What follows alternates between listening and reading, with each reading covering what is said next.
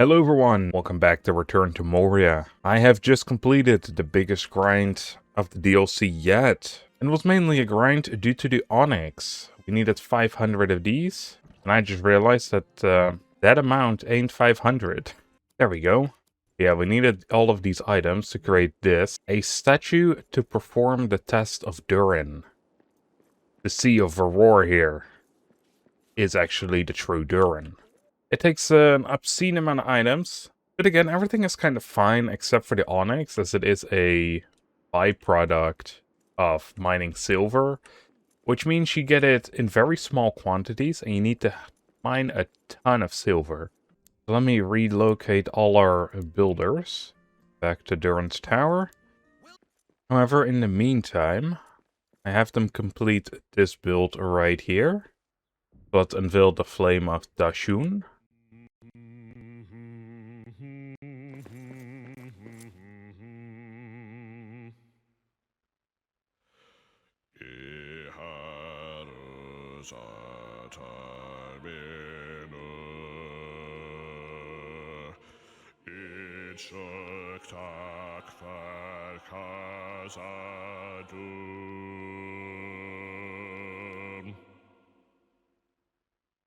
Hard work. Rewarded. And there it goes. An expansion has been completed. And now we have to complete the 4th monument to raise the level cap to 7. And it also invites new traders. Alright. I was working on that as well. We almost have enough supplies to start construction on this one. Just need some more wood. So that's easy. This one I was working on. But of course I would rather have the builders now build somewhere else. On top of Durin's tower, that is. I will say though, the architecture on this thing is kind of crazy looking. It's all being held up by this singular flame. Although it looks like there is a pillar within the flames. I'm guessing that is what actually holds it up. Alright, with 3 builders on here, let's see how long it's gonna take. A day.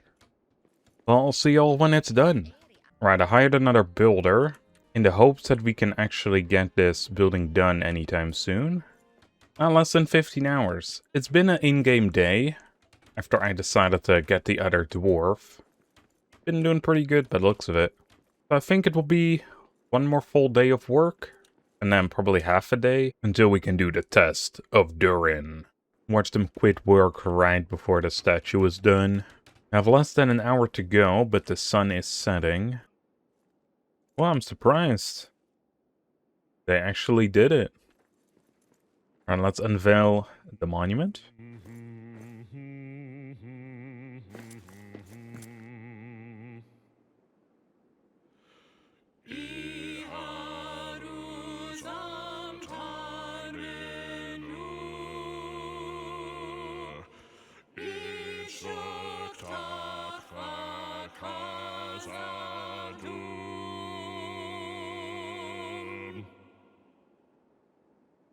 This monument will stand the test of time. Hell yeah. It is really cool that the dwarves can sing with you.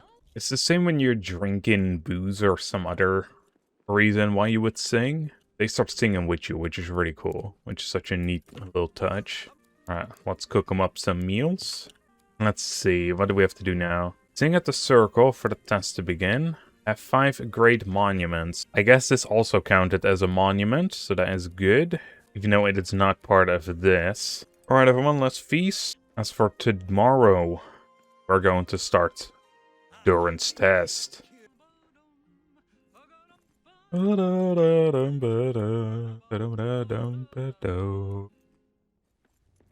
heard that tune so many times.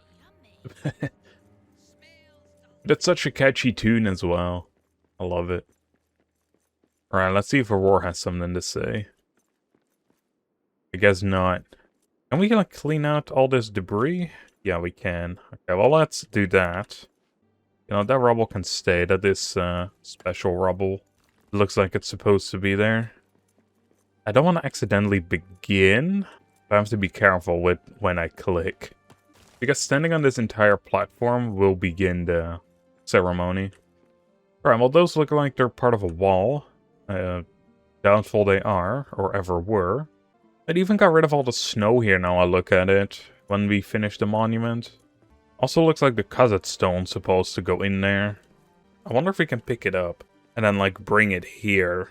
Or maybe Vror just has it in its slippery pockets again. Well, I cannot interact with it. Also, there's a huge chunk missing. Never noticed that. We're at its first light. We're looking over the beautiful misty mountains. Let us wait until dawn. All the dwarves wake up. I'm not sure if they do anything or if they come over here to check it out. But it gives Vror some time to mentally prepare. Dawn is at hand. The dwarves are waking up. The dwarves are leaving. No, alright. Guess I'll do this on my own then. Let us begin the ceremony. Oh, it's a cutscene. It was for the Kazat stone, wasn't it? He did have it on him.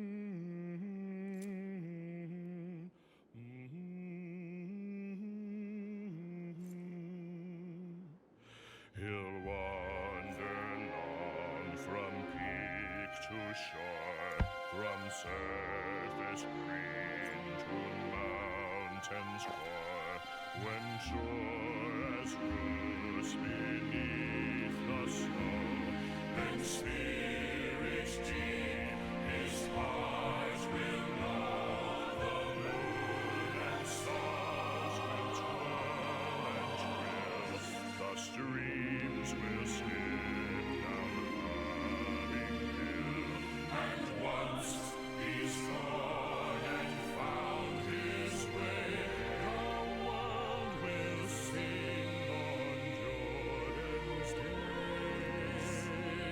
The world will sing on Durin's day, and once he's gone and found his way, the world will sing on Durin's day.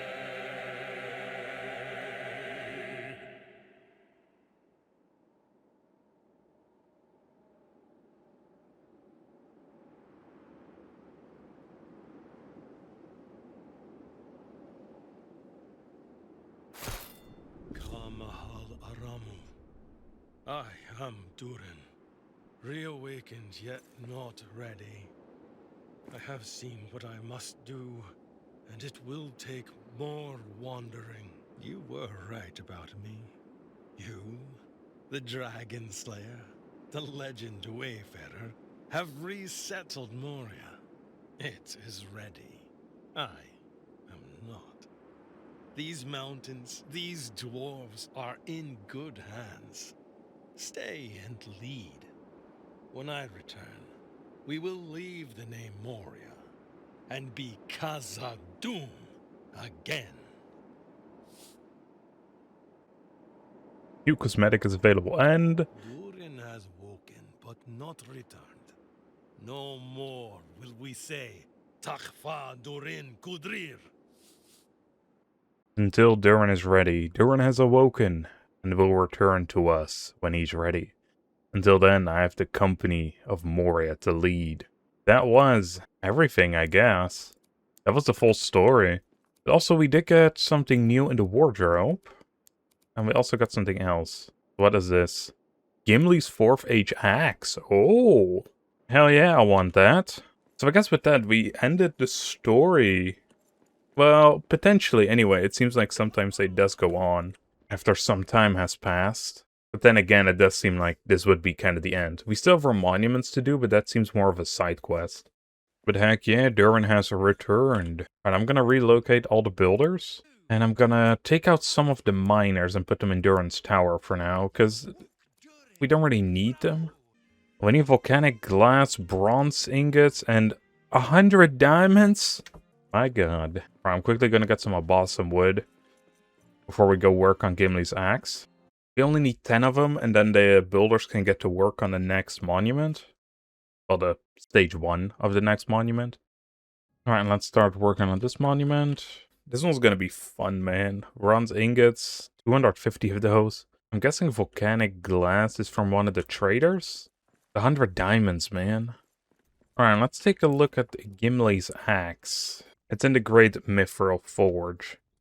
Okay, we do need more Mithril ingots, though. I wonder what outfit piece we actually unlocked. I'm guessing it was Gimli's armor, as we also got Gimli's axe. I don't think it actually said it, so that's kind of annoying, to be honest. Not that it matters much anyway, I wasn't really planning on switching it out. But it is pretty cool. Looking at it, this is also a two-handed axe, so I wonder, is it going to be a masterwork weapon? It is not. It looks pretty damn good, though. But of course the big question is it better at chopping wood than our current axe? Okay, two-shot that.